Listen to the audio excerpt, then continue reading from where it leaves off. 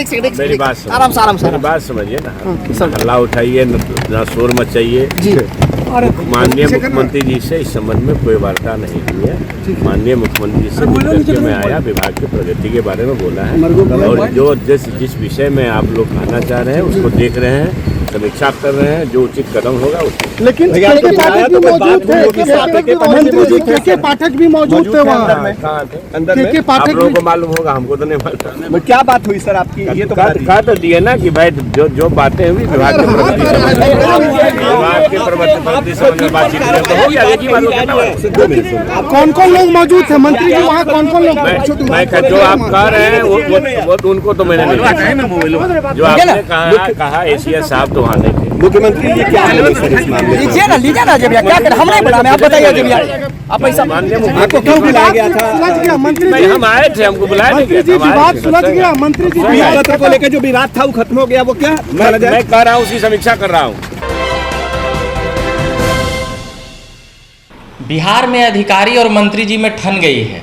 अधिकारी हैं के पाठक जी और अभी मंत्री हैं शिक्षा मंत्री प्रोफेसर चंद्रशेखर जी। तो इन दोनों में ठनी डोमिसाइल के मुद्दे को लेकर, उसके बाद जिस प्रकार से बहाली में उसके बाद अभ्यर्थी सड़क पे आए और उसके बाद फिर जो तमाम बातें आई, उन तमाम बातों को समझते हैं आज लगातार प्रोफेसर चंद्रशेखर लालू यादव और नीतीश कुमार से मिलते हुए नजर आए हैं। अभी हमारे साथ वरिष्ठ पत्रकार श्रीकांत प्रत्युष जी हैं। सर, जिस प्रकार से ये बातें और बढ़ रही है, तो क्या ये महागठबंधन की जो सरकार चल रही है वो दरकने का यहाँ पर संभावनाएं तेज लगती है? नहीं, ये तो मंत्री और अधिकारी के बीच की लड़ाई है, इससे मुझे नहीं लगता कि सरकार की सेहत पर कोई असर पड़ेगा। लेकिन गलत संदेश तो जा रहा है। जी जी, गलत संदेश जा रहा है। गलत संदेश ये जा रहा है कि सरकार ठीक से नहीं चल रही है, क्योंकि मंत्री और अधिकारी जब आपने सामने हो जाएंगे और एक दूसरे में तनातनी हो जाएगी, पावर गेम शुरू हो जाएगा, तो सरकार के बारे में खराब संदेश जाएगा, वो जा रहा है। और देख ही रहे कि बीजेपी चुटकी ले रही है, बीजेपी चटकारे लेकर हमला कर रही है सरकार पर जी, कि सरकार के नियंत्रण में न अधिकारी हैं न मंत्री हैं। तो दोनों के बीच विवाद जारी है। और के पाठक एक बहुत ही ड्राई, ऑनेस्ट और कड़क अधिकारी माने जाते हैं जी, और उनको ऑपरेशन मास्टर के रूप में जाना जाता है, जान लीजिए आप। जी, के पाठक जहाँ भी जाते हैं, किसी भी विभाग में, सड़ा से सड़ा विभाग क्यों न हो, पर विवादित रहते हैं, वो काम से ज़्यादा विवादों में रहते हैं। भाई वो काम करेंगे तो खुजली होगी बहुत लोगों को। जहाँ भी जिस विभाग में जाते हैं उसकी हुलिया बदल देते हैं। उद्योग विभाग में गए थे, उसकी रूपरेखा उन्होंने बदल दी। जिस विभाग में गए हैं, मद्य निषेध विभाग की जिम्मेवारी वही संभाल रहे थे। नीतीश कुमार का तो ड्रीम प्रोजेक्ट है ना, शराबबंदी। जी जी, उसकी जिम्मेवारी भी के पाठक को ही दी गई जी, क्योंकि के पाठक कोई समझौता नहीं कर सकते। इसीलिए अधिकारी भी इनसे परेशान रहते हैं जो इनके नीचे और ऊपर काम करते हैं। देखिए, होता क्या है कि अधिकारी और मंत्री दोनों अपने हित को ध्यान में रखते हुए फैसले लेते हैं या काम करते हैं। लेकिन के पाठक ऐसे अधिकारी हैं कि वो न अपने हित का तो ध्यान रखते ही नहीं, कानून के हिसाब से जो होगा वही करेंगे, थोड़ा भी 1 इंच भी दाएं बाएं नहीं होंगे और काम कराने में माहिर हैं, डंडा खूब चलाते हैं, किसी को छोड़ते नहीं है। तो जिस विभाग में जाते हैं अधिकारियों की पतलूनें गीली हो जाती हैं। अब कितना दहशत में रहते हैं अधिकारी, आप सोच भी नहीं सकते हैं। अभी निबंधन विभाग में थे और मैं गया था एक निबंधन विभाग का रजिस्ट्री ऑफिस में, वहाँ चपरासी से लेकर रजिस्ट्रार तक सब हिलते रहते थे कि कब आ जाएंगे, कोई कब आ जाएंगे के पाठक जी। तो ये होना चाहिए हनक, मतलब वो पागल थोड़े हैं, जो हर ईमानदार अधिकारी पागल ही कहा जाता है। पर एक आरोप उन पे यह भी लग रहा है जो आरजेडी लगा रही है। पहले तो उनके जो शिक्षा मंत्री के जो थे पीए, उन्हीं को वो कह सकते हैं कि एंट्री पर जिस प्रकार से, देखिए, शिक्षा मंत्री ने अपने आप्त सचिव के जरिए पीत पत्र लिखवाया, तो ये तो गलत बात है। आप शिक्षा मंत्री हैं और अपने आप्त सचिव के जरिए आप मुख्य अपर सचिव को आप पीत पत्र लिखवाइएगा, विभाग में बंटवाइएगा, उससे खराब संदेश जाएगा। के पाठक जैसे ही विभाग में आए, 1 महीना पहले तो आया है, धड़ाधड़ 3-4 बड़े फैसले लिए। उन फैसलों से बौखला गए मंत्री जी। और के पाठक जहाँ भी रहते हैं वहाँ मंत्री की नहीं चलती, ये तो बात सही है। के पाठक नियम कानून से काम करेंगे। मंत्री भाई जनता का प्रतिनिधि है ना, तो अपने राजनीतिक हित को ध्यान में रखकर काम करेगा या फैसला लेगा। लेकिन उनको तो जनता से कुछ लेना देना नहीं है, उनको तो काम से मतलब है, कानून से मतलब, जो कानून कहता है वही करेंगे। तो ठन ही जाती है जहाँ भी रहते हैं वो। तो नीतीश जी ने कह सकते हैं कि जो इनका पिछला बैकग्राउंड रहा है काम का, तो सोचे कि शिक्षा विभाग भी सुधार ही दिया जाए के पाठक जी के जरिए, ये एक उनका क्या रहा मंशा? हाँ बिल्कुल, ये भी मंशा हो सकती है। और प्रोफेसर चंद्रशेखर यादव पर यह भी आरोप है कि वो 15 साल से कॉलेज नहीं, मतलब वो क्लास में अरे वो कितने विवादित हैं, जब से मंत्री बने तब से विवाद में है, आपको पता है। रामचरितमानस पर भी उन्होंने प्रतिकूल टिप्पणी की, ठीक ना, उसको लेकर विवाद खड़ा कर दिया। तो लगातार वो विवादित मंत्री खुद रहे जी। के पाठक काम को लेकर चर्चा में रहते हैं, अपने स्टाइल को लेकर, काम करने के स्टाइल को लेकर चर्चा में रहते हैं। लेकिन ये तो विवादास्पद बयान के लिए चर्चा में रहते हैं, काम से ज़्यादा। अभी के पाठक के खिलाफ इन्होंने पीत पत्र लिखवाया अपने आप सचिव से। के पाठक ने भी अपने ताकत के इस्तेमाल किया, पावर का। उन्होंने शिक्षा मंत्री के आप सचिव का एंट्री ही बैन कर दिया शिक्षा विभाग में जी। अब आइए, और उन्होंने यहाँ तक लिख दिया लास्ट में कि जिनका संरक्षण आपको मिल रहा है वो किस मानसिकता के है मैं जानता हूँ। पर ये मतलब मंत्री पर भी एक तरह से निशाना साध दिया। तो के पाठक पर तो कोई प्रभाव ही नहीं दिख रहा है, वो अपना काम कर रहे हैं और मुझे नहीं लगता है कि वो किसी के दबाव में आने वाले हैं। ये तो बात है। देखिए, मुख्यमंत्री नीतीश कुमार को हस्तक्षेप करना पड़ा, मगर जो अभी प्रवक्ताओं की जो बातें सामने आई है, जैसे कि अधिकारी और मंत्री जी के बीच का लड़ाई था, अब आरजेडी के प्रवक्ता कुछ बोल रहे हैं और जदयू के प्रवक्ता कुछ, ये चिंताजनक बात है। मंत्री और अधिकारी के बीच में लड़ाई शुरू हुई है जी। और महागठबंधन के दो बड़े घटक दल आपस में भिड़ गए जी।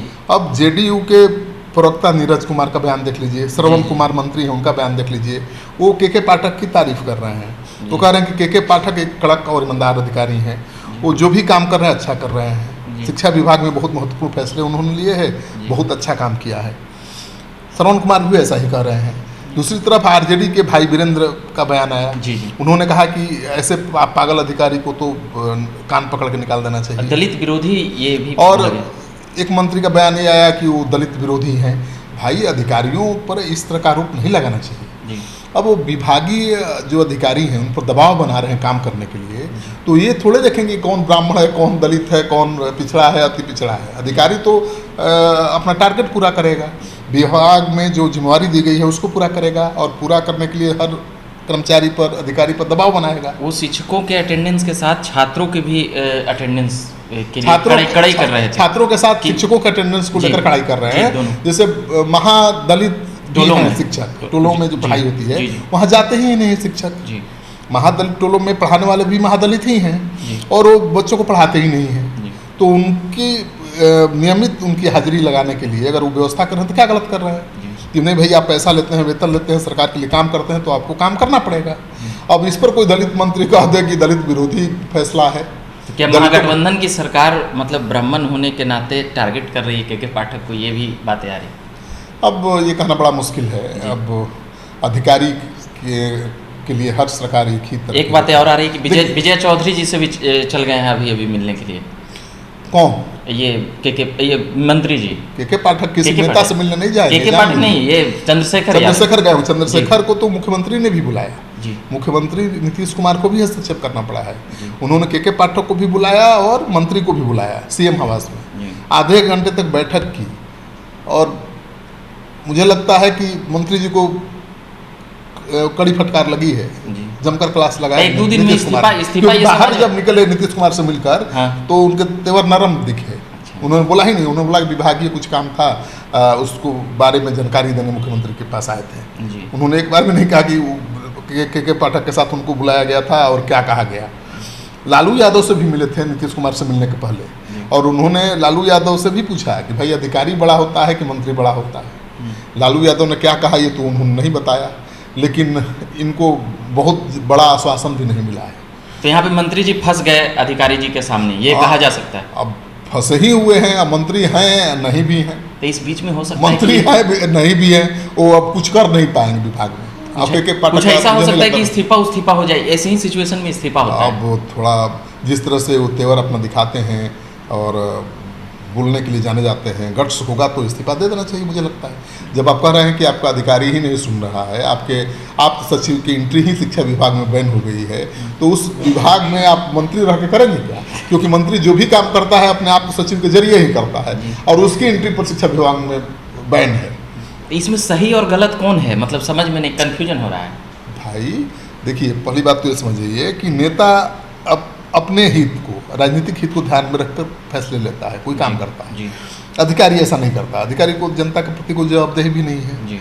उसको जो जिम्मेवारी मिली है विभाग की उसे करना है। के पाठक एक ऐसे अधिकारी के रूप में माने जाते हैं जो अपने काम को लेकर कोई कॉम्प्रोमाइज़ नहीं कर सकते और अपने अंदर काम करने वालों को कोई छूट नहीं दे सकते। बहुत सख्त अधिकारी हैं, खूब दबा कर काम लेते हैं। ऑपरेशन मास्टर माने जाते हैं भाई, जिस विभाग में जाते हैं ऑपरेशन कर देते हैं पूरा चीड़-फाड़। मतलब एक तो जब चीड़-फाड़ होगा, ऑपरेशन होगा तो दर्द तो होगा मरीज को। तो जो अधिकारी बैठ करके चाय की चुस्की लेकर के ड्यूटी पूरा करते हैं दफ्तर में, उन पर अगर टारगेट दे दिया जाए कि इतना काम आपको इतना दिन में कर लेना है, तो उनके पेट में दर्द तो होगा। लेकिन किसी की हिम्मत है जो के पाठक के सामने बोल दे, क्योंकि वो गलत कुछ थोड़े करते हैं। अगर बेईमान होते, भ्रष्ट होते, समझौता कर लेते, नहीं भ्रष्ट होते तो मोर्चा खुल जाता, पूरा विभाग इनके खिलाफ खड़ा हो जाता। पूरा विभाग इनके खिलाफ है लेकिन खड़ा नहीं हो सकता, क्योंकि वो गलत कुछ नहीं कर रहे हैं।